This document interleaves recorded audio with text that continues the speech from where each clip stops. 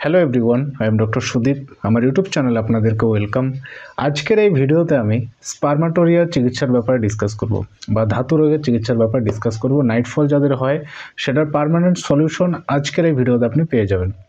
আজকের এই ভিডিওতে আমি পাওয়ারফুল কিছু মেডিসিনসের ব্যাপারে ডিসকাস করতে যাচ্ছি, যে মেডিসিনগুলো খুব কাজের, মেডিসিনগুলো কোনো সাইড এফেক্ট নেই, আপনি নির্ভয়ে মেডিসিনগুলো বেশি দিন খেয়ে যেতে পারেন। আর মেডিসিনগুলো খেলে খুব তাড়াতাড়ি আপনার যদি ধাতু রোগের সমস্যা থাকে, নাইটফলে যদি সমস্যা থাকে, সেই সমস্যা পুরোপুরিভাবে ঠিক হয়ে যাবে। তাই ভিডিওটি স্কিপ না করে শুরু থেকে শেষ পর্যন্ত অবশ্যই আপনি দেখবেন। ভিডিওটি একদমই স্কিপ করবেন না। ভিডিওটি প্লিজ লাইক করুন, চ্যানেলটিকে অবশ্যই সাবস্ক্রাইব করে বেল আইকনে প্রেস করুন, যাতে এরকমই লেটেস্ট ইনফরমেটিভ ভিডিওস লাগাতার আপনি পেতে পারেন। সবার প্রথমে আমরা জানবো যে স্পার্মাটোরিয়া কেন হয় বা ধাতু রোগ কেন হয়, সেই কারণগুলোর ব্যাপারে সবার প্রথমে জানবো।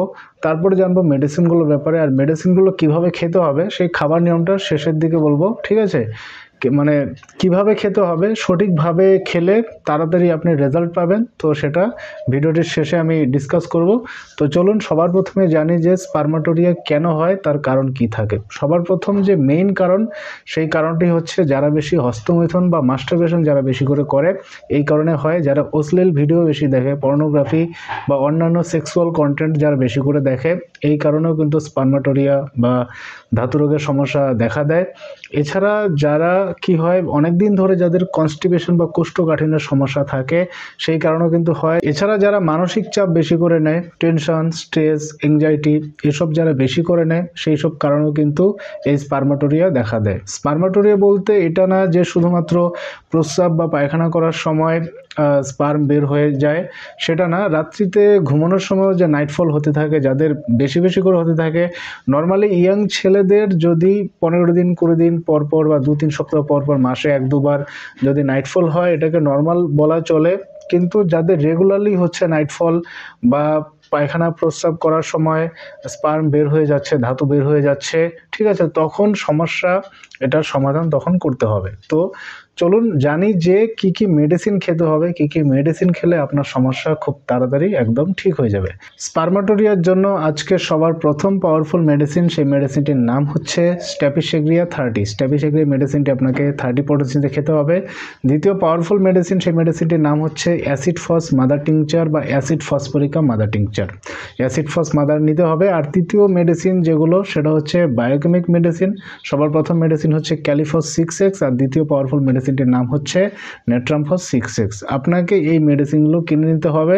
আপনি যদি সবগুলো মেডিসিন খেতে না চান, তাহলে আমি বলবো ক্যালিফস আর নেট্রামফস এই দুটো খেতে পারেন। একটু সময় লাগবে, 1 মাস 1.5 মাস লেগে যেতে পারে। লাগাতার খেয়ে গেলে সমস্যা ঠিক হয়ে যাবে, ঠিক আছে? বা আপনি স্ট্যাপিসেগ্রিয়া 30 আর অ্যাসিড ফস মাদার ওই দুটো একসঙ্গে খেতে পারেন, বা সবগুলো মেডিসিন একসঙ্গে খেতে পারেন।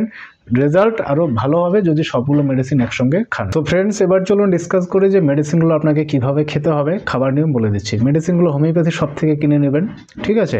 সবার প্রথম মেডিসিন যে স্ট্যাপিসেগ্রিয়া 30 ব্যাপারে বলেছি, এটার খাবার নিয়ম হচ্ছে 1 চামচ জলে 2 ফোঁটা দিয়ে দিনে 2 বার, সকাল সন্ধ্যা বা সকাল বিকেল আপনি খাবার আগে খাবেন স্ট্যাপিসেগ্রিয়া 30। আর দ্বিতীয় মেডিসিন যেটা বলেছি, সেটি হচ্ছে অ্যাসিড ফস মাদার টিংচার। অ্যাসিড ফস মাদার টিংচার মোটামুটি 1/2 কাপ জলের মধ্যে আপনি 10 ফোঁটা দিবেন। 10 ফোঁটা দিয়ে দিনে 3 বার খাবার পর আপনি খাবেন। চেষ্টা করবেন খাবার 10 মিনিট পর খেতে, আধ ঘন্টা পর খেলে আরও বেশি ভালো। আর নেক্সট যে দুটো বায়োকেমিক মেডিসিনের ব্যাপারে বলেছি, সেই দুটো বায়োকেমিক মেডিসিন, প্রথম মেডিসিনটির নাম হচ্ছে নেট্রামফস 6X, আর দ্বিতীয় মেডিসিনটির নাম হচ্ছে ক্যালিফস 6X। আপনি হোমিওপ্যাথি শপ থেকে কিনে নেবেন। খাবার নিয়ম হচ্ছে নেট্রামফসের 3টা ট্যাবলেট, ক্যালিফসের 3টা ট্যাবলেট, টোটাল 6টা হলো। 6টা ট্যাবলেট দিনে 3 বার খাবার পর নর্মালি চিবিয়ে চিবিয়ে বা চুষে চুষে খাবেন।